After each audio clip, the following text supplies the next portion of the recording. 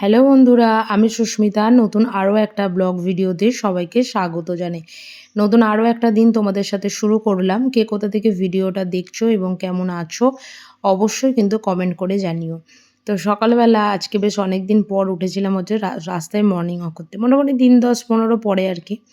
তো যাই হোক, আজকে সকালবেলা মানে খুব ইচ্ছা হয়েছে খাবো হচ্ছে চিড়ের পোলাও। যাই হোক, দেখা যাক বরমশাই করে কি না, কারণ এইটা তো ওর ডিপার্টমেন্ট। তবে আমিও দেখে দেখে বেশ অনেকটাই শিখে গেছি। তবে এমনটা নয় যে আমি চিড়ের পোলাও করতে পারি না, আমি চিড়ের পোলাও করতে পারি। সেটা আমি প্রথম যখন করতাম তখন ঘি দিয়ে করতাম। আর ওর এই চিড়ের পোলাওয়ে না ঘিটা একদমও পছন্দ করে না। তো যাই হোক, কী আর করা যাবে, ওদিকে চিড়েটাকে আগে থেকে আর কি ভিজিয়ে দিয়ে এদিকে চলে এসেছি ঘর ঝাঁট দিয়ে এবং ঘর মোছামুছি করতে। তো আগের দিন রাত থেকেই মোটামুটি চিন্তাভাবনা করে রাখি যে কী রান্না হবে বা কোনো কিছু। তো তারই মধ্যে ওই আজকে সকালবেলা ইচ্ছা হয়েছিল যে চিড়ের পোলাও করব। তো সেই হিসাবে চিড়ের পোলাওটা করা। ঘর ঝাঁট দিয়ে এসে এখানে নিজের জন্য একটু চা করে নিয়েছি। এখন মানে অনেকে হয় না, একটা কথা বলে নেশা। সত্যি কথা বলতে এই সকালবেলা বা বিকালবেলা চাটা খেয়ে খেয়ে এমনই একটা অভ্যাস হয়ে গেছে, এটা যদি না কোনো রকমভাবে খাই না, মনের মধ্যে যেন শান্তি পাওয়া যায় না। তবে আমার মনে হয় যে হয়তো এটাকেই মানুষ অভ্যাস বলে আর কি। তো যাই হোক, কী আর করা যাবে, ঘর ঝাঁট দিয়ে মুছে সমস্ত কিছু করে বেসিন পরিষ্কার করে এখানে ঠাকুর পুজো করতে এসেছি। কিছু কিছু কাজ না আমার হাতে যেদিন সময় থাকে আমি সেদিনই একবার করে নিই। তাতে কি হয়, এক্সট্রা করে টাইম দিয়ে করতে হয় না। এবার যখন সময় পাই না সেটার জন্য, তখন তো করতেই হবে, কিছু করার নেই আর কি। তো যাই হোক, এদিকে ঠাকুরটা পুজো করে নিচ্ছি আর ওদিকে বড়মশাই করছিল হচ্ছে চিড়ের পোলাও। এই যে সেই হাতটা দেখলে আপনারা বুঝতেই পারবে। প্রথমে ওই একটুখানি বাদাম আর কারি পাতাটাকে প্রথমে শুকনো কলায় ভেজে নিয়ে নুন দিয়ে হালকা তেল দিয়ে ভেজে নেয়। তারপর সবজি বলতে ও কিছুই দেয় না, মটরশুঁটি থাকলে একটু দেয়। আর এদিকে দেয় হচ্ছে তোমাদের গাজর, তারপরে হচ্ছে একটুখানি টমেটো, আলু একদিন দিয়েছিল, ভীষণভাবে আলুটা গলে গিয়ে না একটা বিচ্ছিরি খেতে লাগে আর কি। তো যাই হোক, সেই কারণের জন্য আর দেয় না।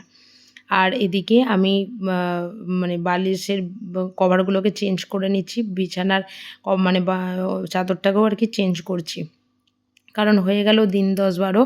তো এবার তো চেঞ্জ করারই সময় আর কি। তো যাই হোক, আর এই চাদরটা পাতার পর থেকে বড়মশাইয়ের খুব একটা পছন্দ হয় না, যে তবে সেটা আমি জানতাম না, আমি উল্টে পাল্টে যখন যেটা হয় ভীষণ নরম দেখে তো সেগুলোই পাতি। যেহেতু এখন গরমকাল, যতই বৃষ্টি হোক যতই যাই হোক, গরমটা তো গরম রয়েই গেছে, তো সেই কারণের জন্য। তবে এবারে এই চাদরটা পাতার পর জানতে পারলাম যে এই চাদরটা বড়মশাই আবার খুব একটা পছন্দের নয়। তো যাই হোক, পরের বার ভুল করে হয়তো পাতবো, তবে জেনে শুনে আর এই চাদরটা পাতবো না। তো সকালবেলা এই যে এখানে একটুখানি চিড়ের পোলাও নিয়ে ওপর থেকে একটু পেঁয়াজ কুচি, কাঁচা লঙ্কা ভাজা, আর এদিকে আগে থেকে একটু মানে ঝুরি ভাজা নরম হয়ে গেছিলো, তো সেটাকেই আর কি এদিকে দিয়ে নিলাম। খাওয়া দাওয়া সেরে, তো আগে পুজো হয়েই গেছে আজকে, তোমরা জানো। তো এদিকে করছি হচ্ছে আজকে করব খিচুড়ি। তো খিচুড়ির জন্য মুগের ডালটাকে আগে থেকে ভেজে একটুখানি ধুয়ে নিয়েছি, আর ওদিকে ভাতটাও আমার হয়ে গেছে। আর খিচুড়ির সাথে করব হচ্ছে আজকে পাঁপড় ভাজা। তারপর তো অনেক কিছু ভাজাই থাকে, এটা ওটা সেটা, মানে খিচুড়ি হলে মানে আমি এখন কম্বিনেশান খুঁজি যে পাঁপড় ভাজা, আলু ভাজা আর বেগুন ভাজা, এই 3টে ভাজা অন্তত থাকতেই হবে, তারপর এক্সট্রা কোনো কিছু। তবে পটলটা আজকে ভাজতাম না, পটলটা হচ্ছে আগের দিন বাজার থেকে নিয়ে এসেছিলাম, 15 টাকা কিলো। মানে আমি তো নিজেই হতবাক, মানে যখন আমরা মহারাষ্ট্রে ছিলাম কোনো দিন পটল মনে হয় আমি 80 টাকার নিচে কখনো, মানে 80 টাকা কিলোর নিচে কখনো দাম শুনিনি। তো এবারেই শুনলাম 15 টাকা। যাই হোক, 15 টাকা শুনে লোভ আর সামলাতে পারিনি, আমি 1 কিলোই কিনে নিয়ে এসেছি। তবে আমার বাড়িতে তো একটা পটল খাবার লোক নেই, আমাকেই একাই খেতে হবে। তো আগের দিন পটলটা কেটেও রান্না করার মানে রান্না আর করা হয়ে ওঠেনি আর কি। তো যাই হোক, এদিকে আজকে খিচুড়িতে একটু সয়াবিন দেবো, একটু ডিম দেবো। তো সেটাকেই আর কি ভেজে তুলে নিয়েছি। এবার গোটা গরম মশলা, শুকনো লঙ্কা, মানে গোটা জিরে ফোড়ন দিয়ে পেঁয়াজ টমেটোটাকে খুব ভালো করে ভেজে এবার মশলা করব। তবে এর আগে একটা কথা বলি, আমি কাটিয়ারে থাকাকালীন বা মহারাষ্ট্র থাকাকালীন আমি যতবার খিচুড়ি রান্না করেছি, আমার মানে কি বলবো, আমার খিচুড়িটাতে না মানে ঠিক সেই বাড়িতে বাবা যেমন করতো যে একটা খিচুড়ি ফ্লেভার, সেটা আসতো না। তো একদিন আমি আমার বাবাকে জিজ্ঞাসা করলাম যে কীভাবে খিচুড়িটা করে, যাতে খিচুড়ি একটা ব্যাপার থাকে আর কি। তো যাই হোক, বাবা বলে দেওয়ার পর থেকে সেইভাবেই খিচুড়িটা রান্না করি। দেখি যে না, টেস্ট কিন্তু সেই মানে খিচুড়ির মতনই আর কি পাওয়া যায়। তো যাই হোক, এদিকে এই যে আলুগুলোকে ভাজছি, আর এদিকে আগে থেকে ওই যে ভেজে রাখা ডিম আর ভেজে রাখা সয়াবিনটা দিয়ে দিচ্ছি, মানে পুরোপুরিভাবে আর কি। মানে মানে আমার রান্নাবান্না ওদিকে তো খিচুড়ি কমপ্লিট, আর এদিকে আলু ভাজাটাও কমপ্লিট, আর আরও একবার আলু ভাজা হবে আর কি। তারপর হবে হচ্ছে পটল ভাজা, তারপর বেগুন ভাজা, মানে আগে বেগুন ভাজা তারপর পটল ভাজা আর কি।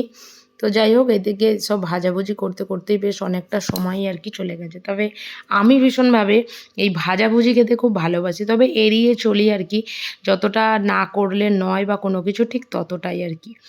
তো ওদিকে বরমশাইও মোটামুটি খেতে আসার সময় হয়েই গেছে, আর এদিকে রান্নাবান্নাও কমপ্লিট। মানে এবার ভেবো না যে এত কিছু আমরা একা খাবো দুজনে, আমাদের ওপরে যারা থাকে তাদেরকেও দেবো। তো তাদেরকে আজকে বলেছিলাম যে আজকে আমি তোমাদেরকে ডিম দেওয়া খিচুড়ি খাবো। কারণ আমরা যেমন কি হয়, মাছের মাথা দিয়ে পুঁই শাক করি, মাছের মাথা দিয়ে ডাল করি, চিংড়ি মাছ দিয়ে অনেক কিছু প্রিপারেশান করি, ডিম হয়তো ডিম তড়কা করি, আচ্ছা অনেক কিছুই করি, চর্বি দিয়ে ঘুগনি করি। তবে আমরা এখন যেখানে থাকি ঝাড়খণ্ড আর বিহার আর কি, তো তারা কখনো এরকমভাবে খায়নি, মানে আমরা যাদের সাথে আছি তারা অন্তত। তো সেই জন্যই তাদের জন্য করা আর কি। তো চলো, বরমশাই তো চলে এসেছে খেতে। তো আজকের ব্লগটা এখানেই শেষ করলাম, কেমন লাগলো জানিও, টাটা।